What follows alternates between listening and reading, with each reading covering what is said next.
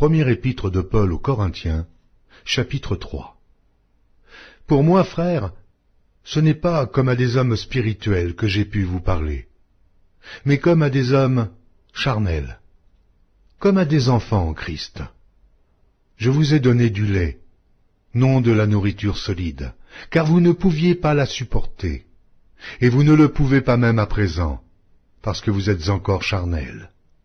En effet, puisqu'il y a parmi vous de la jalousie et des disputes, n'êtes-vous pas charnels, et ne marchez-vous pas selon l'homme? Quand quelqu'un dit « Moi je suis de Paul », et un autre « Moi d'Apollos », n'êtes-vous pas des hommes? Qu'est-ce donc qu'Apollos? Et qu'est-ce que Paul?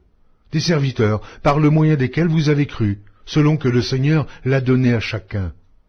J'ai planté, Apollos a arrosé, mais Dieu a fait croître, en sorte que ce n'est pas celui qui plante qui est quelque chose, ni celui qui arrose, mais Dieu qui fait croître.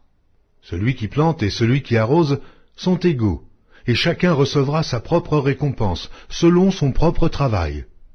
Car nous sommes ouvriers avec Dieu. Vous êtes le champ de Dieu et l'édifice de Dieu. Selon la grâce de Dieu qui m'a été donnée, j'ai posé le fondement comme un sage architecte, et un autre bâtit dessus. Mais que chacun prenne garde à la manière dont il bâtit dessus.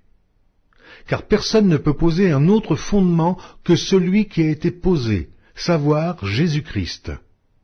Or, si quelqu'un bâtit sur ce fondement avec de l'or, de l'argent, des pierres précieuses, du bois, du foin, du chaume, l'œuvre de chacun sera manifestée, car le jour la fera connaître, parce qu'elle se révélera dans le feu, et le feu éprouvera ce qu'est l'œuvre de chacun.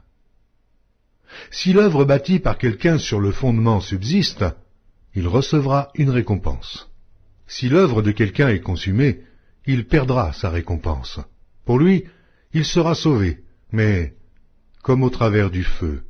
Ne savez-vous pas que vous êtes le temple de Dieu, et que l'Esprit de Dieu habite en vous? Si quelqu'un détruit le temple de Dieu, Dieu le détruira, car le temple de Dieu est saint, et c'est ce que vous êtes.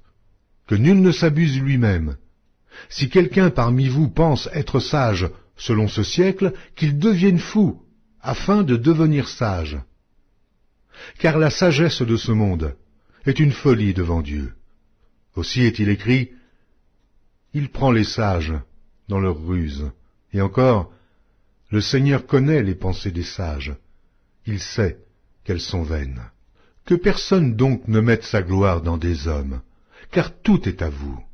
Soit Paul, soit Apollos, soit Céphas, soit le monde, soit la vie, soit la mort, soit les choses présentes, soit les choses à venir. Tout est à vous, et vous êtes à Christ, et Christ est à Dieu.